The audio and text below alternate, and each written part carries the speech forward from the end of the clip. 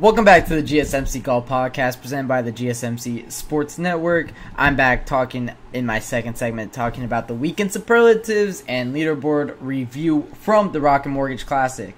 This tournament was really fun for me, seeing a lot of these young guys in the field making a name for themselves without the big guns in this field, without Scotty Scheffler, Rory McIlroy, without Jordan Spieth, Justin Thomas. You know, the names that kind of distract you from other guys that are playing some really good golf, like Akshay Bhatia. And we're going to get right into talking about this young guy, because he goes out there, shoots 8 under on round 1, and it's looking fantastic. And it's looking like this is it. He goes 4 under on his last 3 holes of his round on round 1 to get that 64. But going through the weekend, he looked so good. He looked like he was going tape to or wire to wire, number 1. And then the 18th hole on the last day happens. The 18th hole on the final day played as the most difficult hole on the entire golf course that day. And Akshay Bhatia made it look way harder. He ends up 3-putting after a fantastic, and I'm telling you, a fantastic second shot. His tee shot goes 300 yards, gets it right into the fairway. Then his second shot is 173 yards, get it to the high part of the screen, and the pin is the furthest back on the screen it can be. He gets it to the high left spot of the screen, has about 25 feet left for birdie and to guarantee a win here at the Rocket Mortgage Classic. And it's looking like he's going to get his first career win on tour. Akshay Bhatia, who has been playing some fantastic golf, second career win on tour. Third career win on tour. I am all over the place now. He won earlier this year, I forgot, at the Valero Texas Open. But he would have gotten his third career win on tour for the 22-year-old. It is unfortunate, however. Sorry, I had his post-round press conference stuck in my head, and to me it seemed like he hasn't won on tour before, but he definitely has, looking at his tour profile. But he ends up 3-putting, and it's a brutal 3-putt.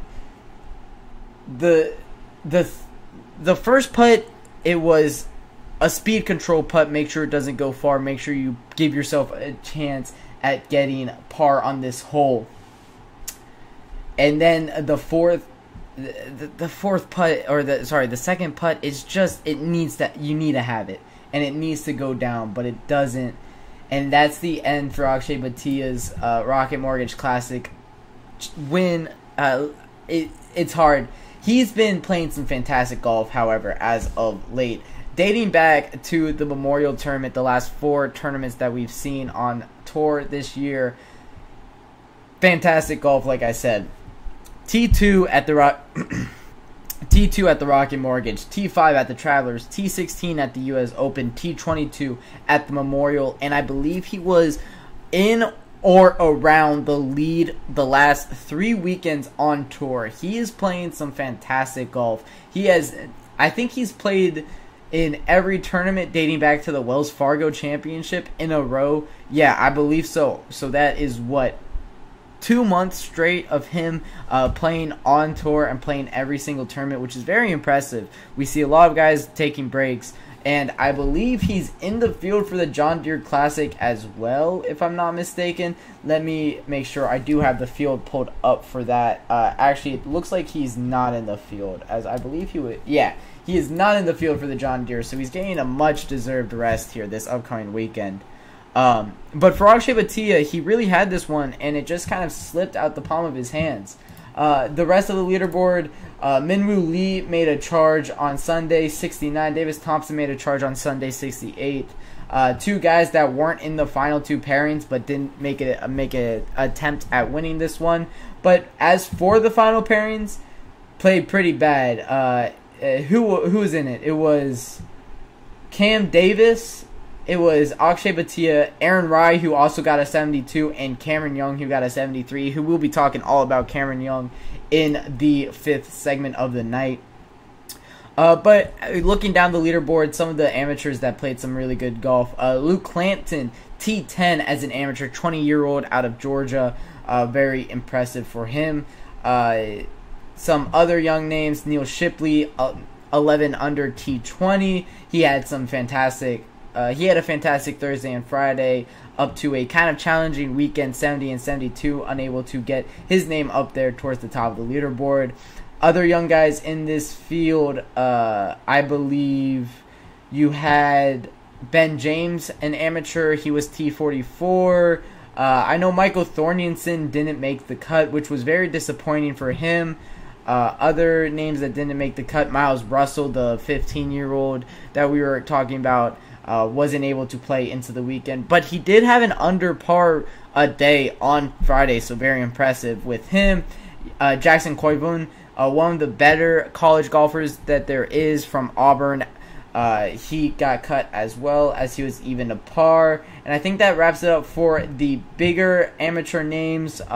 Some names that did withdraw: David Lipsky, Will Zalatoris withdrew, and Alejandro Tosti also withdrew after Thursday as well. So going now into the superlatives after talking about that leaderboard. My best driver of the weekend was Luke Clanton, the amateur Luke Clanton, which I love when amateurs just go out there and play some fantastic golf. And let me tell you, he really wanted to go out there and get it in this one. He was 4th in distance, 14th in accuracy, and 2nd in strokes gained off the tee. He was 1st overall in total driving. Very, very impressive driving out of Luke Clanton. That's one to be proud of if you are Luke Clanton going on tour and just kind of, well, this is the tournament to make a name for yourself, right? We talked about it on Thursday, how the Rocket Mortgage Classic can really be that tournament for you to kind of put yourself out there, maybe get a tour card from winning it. And Luke Clanton didn't leave anything on the table here. Really, T10 is something to be extremely proud of if you are Luke Clanton, the amateur out of Georgia, 20 years old, being able to play some good golf. Best irons goes to Akshay Bhatia, and it hurts me to say. He should have won this one, man. He really should have, and I'm going to 100% admit to rooting for him on Sunday, and he did just kind of blow it. Very disappointing for me. 2nd in strokes gained on approach. 1st in greens in regulation for the weekend, hitting 87.5 greens in regulation. Very impressive stat there from Akshay. And he was also 7th in proximity to hole. On his irons, he would hit it within 30 feet of the hole pretty consistently, which is very impressive. And that's on average. So, you know, you have your outliers, especially with a 620-something yard hole. You end up having that average be a lot higher for the weekend than it usually would be. And he still has it around where the, you know, best players on tour put it within their proximity. So impressive stuff from Akshay Bhatia on the irons. Just unfortunately not able to do it in and around the green. Best wedges, it's Minwoo Lee from the weekend. He was 1st in strokes gained around the green, 17th overall in scrambling. But for this weekend, with a lot of these guys hitting greens in regulation, the scrambling numbers don't disappoint me too much with Minwoo Lee. He had 22 shots, and this is really... My apologies. But this is really where he separated himself with his wedge game.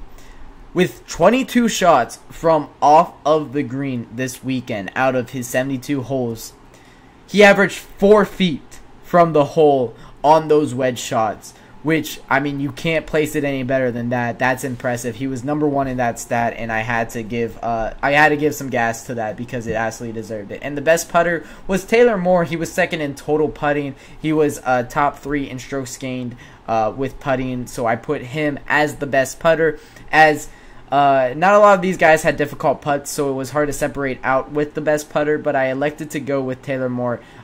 It was impressive what I saw from him from the weekend. And he ended up with T10 with it, so I think it's deservingly so that he is the best putter. My most surprising, as I am looking for him, there it is, Davis Thompson. I had to scroll back up to the top of the leaderboard for that.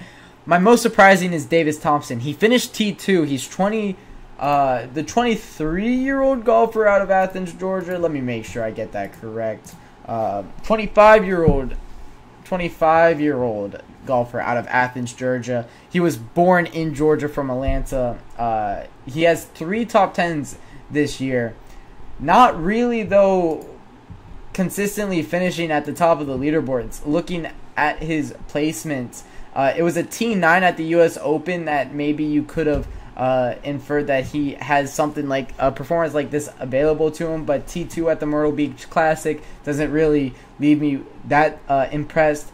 And for the rest of the year, I mean, cut, T47, T24, cut, T57, T23, T45. Like, it's not that great when you're looking at Davis Thompson's tour record here and his results, but able to go out there and finish T2. Now he's pretty high up there. I'm sorry, as my voice cracks. He's 51st in the FedEx Cup rankings. He needs to be top 50 for that BMW Championship at the end of the year, top 30 for the Tour Championship at the end of the year. We'll see if he can make a charge as the 70th. He is 70th in the official World Golf rankings. I expect that to increase throughout the season. He's been playing some fantastic golf. Been a professional golfer for the last 3 years and is really showing that now is when he is going to separate himself. My most disappointing, and it might just be because I hyped him up so much. No, it's not Miles Russell, because I did expect Miles Russell to get cut. He's 15 years old, to be fair. My most disappointing is Michael Thornjensen. Thorbjornsen, maybe. I think it's Thorbjornsen. Thornjensen. That's going to be a difficult one. I'm going to need to hear the commentator say it a few times to make sure I get that one correct. But for Michael, he is the #1 PGA Tour University golfer. He got his tour card because of it, and he got cut again. Well, maybe this is his first time being cut, but he didn't have a great showing last week at the Travelers on his PGA Tour debut. This is his second professional tournament, and he is unable to make the cut line here. He finished 3 under, so only 1 back of the cut line, but it was a 73 on Friday that got me to say this. He had a triple bogey on the par 4 13th. That, I mean, it was a disappointing one for him, and I think he would probably admit to it being disappointing. All over the place with his irons here, trying to lay up, but it just didn't work too well for him. So, yeah, I do have Michael Thornjensen as the most disappointing golfer from the weekend. So that'll wrap it up for this second segment here, talking about the weekend superlatives and leaderboard review. When I come back from my second break of the night, we're going to be talking about the Netherlands denying Olympic golfers from competing in Paris.